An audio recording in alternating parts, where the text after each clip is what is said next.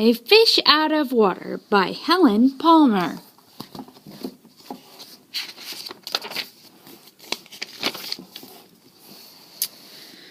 "This little fish," I said to Mr. Carp, "I want him. I like him, and he likes me. I will call him Otto."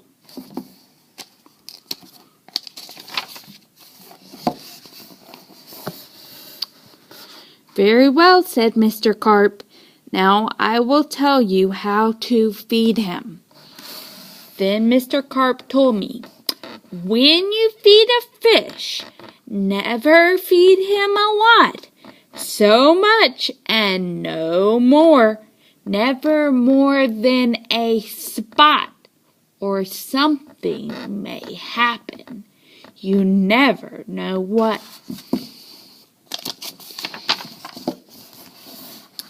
Then I took Otto home. I gave him some food. I did not give him much, just one little spot. But this did not make Otto happy. He wanted more food. He had to have more. Poor Otto, he just had to have more.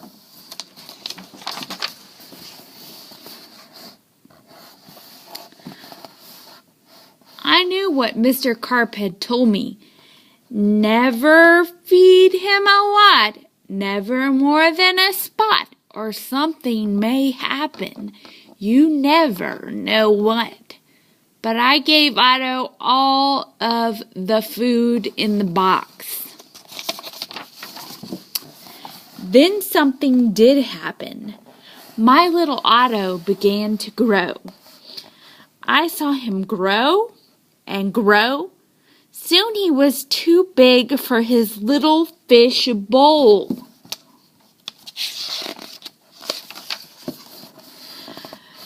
There was just one thing to do. I put Otto into the flower bowl. "There, Otto," I said, "this will hold you."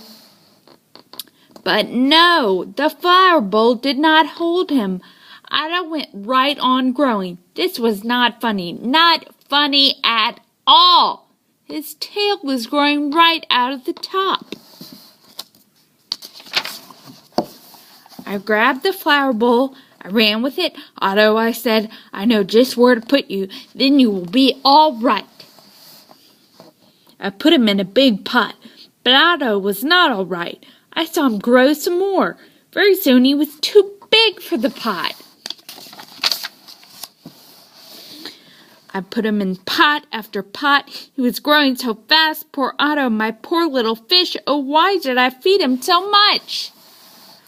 "Otto," I said, "stop growing, please." But Otto could not stop growing.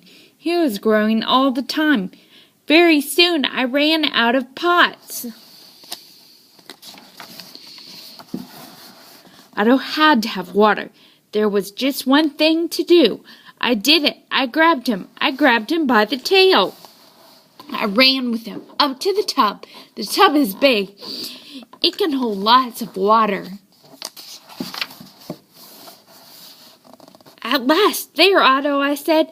"This tub holds my father. This tub holds my mother. So it will hold you."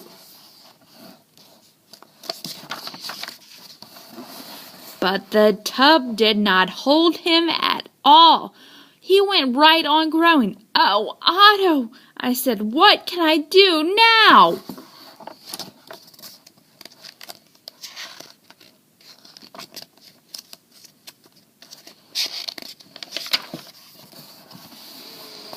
Then, crash! The door went down. Crash! Otto went down. I went down too. Oh, what a ride! Down went the water into the cellar, and down went Otto, too. I had to do something fast. I grabbed the phone. I called a policeman. "Help! Help!" I said. "I fed my fish too much. Mr. Carp told me not to, but I did." "What?" said the policeman.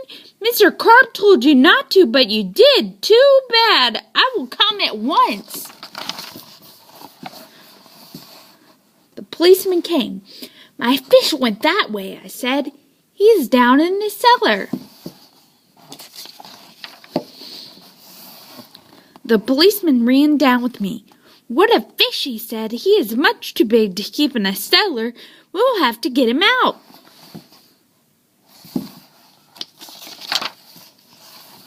We had to work and work to get Otto out. Poor Otto! Oh, why did I feed him too much? Mr. Carp told me something would happen. It did. It did.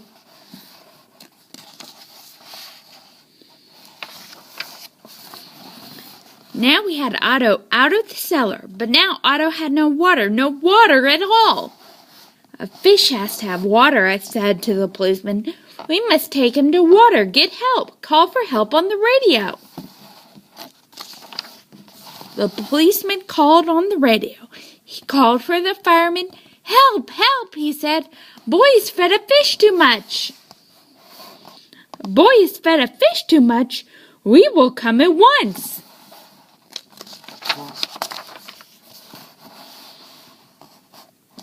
The firemen came. They all helped to get Otto up. "But where can we take him?" I asked. "Uptown, downtown?"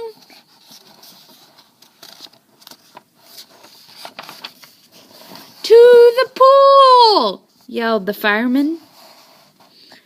"To the pool!" I yelled, "and please hurry!" They did hurry. The fire truck with Otto came right up to the pool.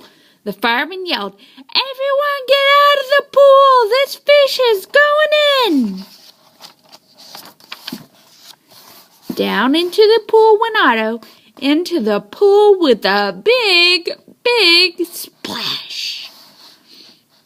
Now I was happy. Now at last my Otto had water, lots of water. This big pool was just the thing. This big pool would hold him. But Otto went right on growing, and no one wanted Otto in the pool. They did not like Otto at all. "You take that fish out of here," they yelled.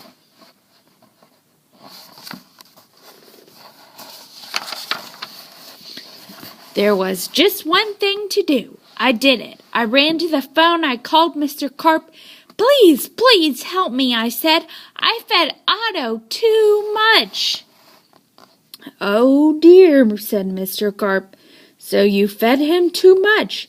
I knew you would. I always say don't, but you boys always do. Yes, I will come." Then Mr. Carp came. He had a black box in his hand. He had a lot of other things, too. "What are you going to do, Mr. Carp?" I asked him. But Mr. Carp said nothing.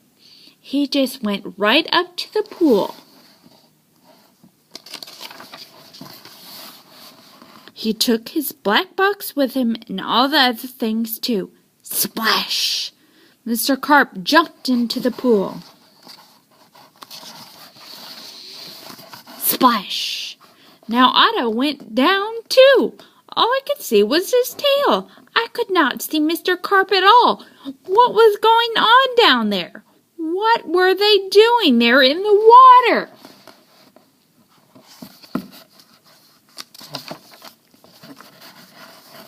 Now I could see nothing, not Otto, not Mr. Carp, nothing at all.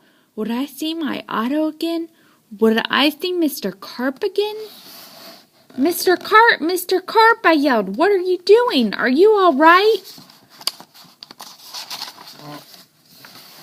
Then up jumped Mr. Carp. In his hand was a little fish bowl. In the bowl was my Otto. Mr. Carp had made him little again. "Don't ask me how I did it," he said, "but here is your fish."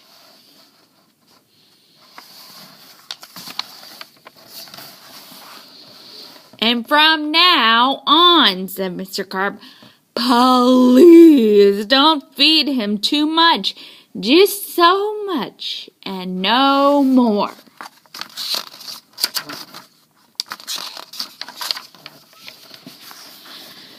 Now that is what I always do. Now I feed Otto so much and no more, never more than a spot, or something may happen. And now I know what.